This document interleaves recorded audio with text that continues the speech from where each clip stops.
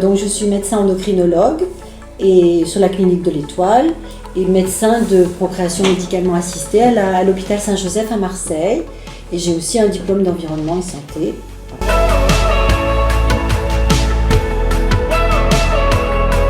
Alors normalement, dans la nature, quand tout est vraiment parfait, on va dire qu'une femme a une chance sur 4 de tomber enceinte.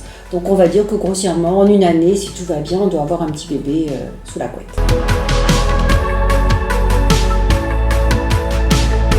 Alors il faut vraiment consulter dans l'année où on n'a pas de bébé. Et puis si on sait qu'on a une anomalie, ou si on sait qu'on a plus de 32, 33 ans, c'est bien de consulter une fois pour voir qu'il n'y a pas de soucis au niveau des ovaires, du spermogramme, des trompes. On fait un petit bilan, ça vous rassure et c'est aussi bien. Voilà. Et puis si on sait qu'on a des troubles de l'ovulation, que le mari a un des antécédents ou quelque chose, il vaut mieux consulter tout de suite à ce moment-là. Voilà.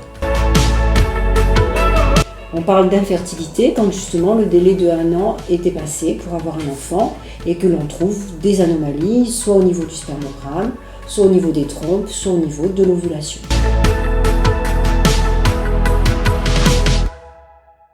La stérilité, c'est un vilain mot pour nous, c'est un mot grossier qu'on ne veut pas utiliser parce que stérilité, ça veut dire définitif.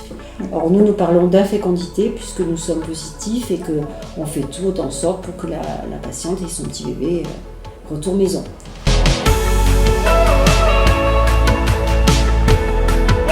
Il est certain qu'il y a une augmentation des consultations très importante de demande de PMA. D'ailleurs, les chiffres de PMA ont doublé.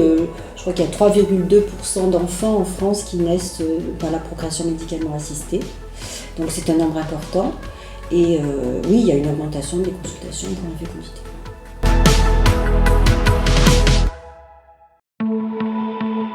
Oui, je pense qu'on peut faire ce lien. On a des études qui ont montré de plus en plus, des études qui ont été faites sur des grandes cohortes, chez des expériences de cohortes de patientes qui ont été suivies. On a découvert aussi des anomalies dans la faune, par exemple les mouettes qui étaient près du lac Ontario. On s'est aperçu qu'elles se féminisaient.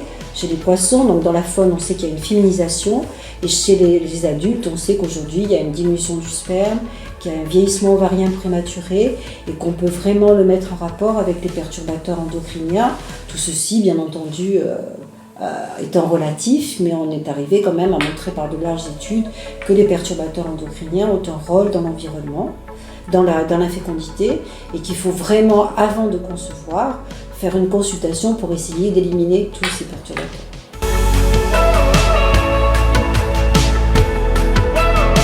Laver les pesticides, bien laver les légumes, aérer sa maison, ne pas utiliser de produits toxiques dans l'aménagement. Et ceci est vraiment efficace sur la limitation des perturbateurs.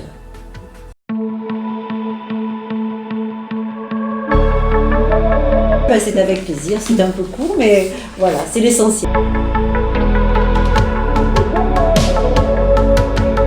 C'est notre grand sujet et notre grande idée avec Julie, une sage-femme de l'Étoile.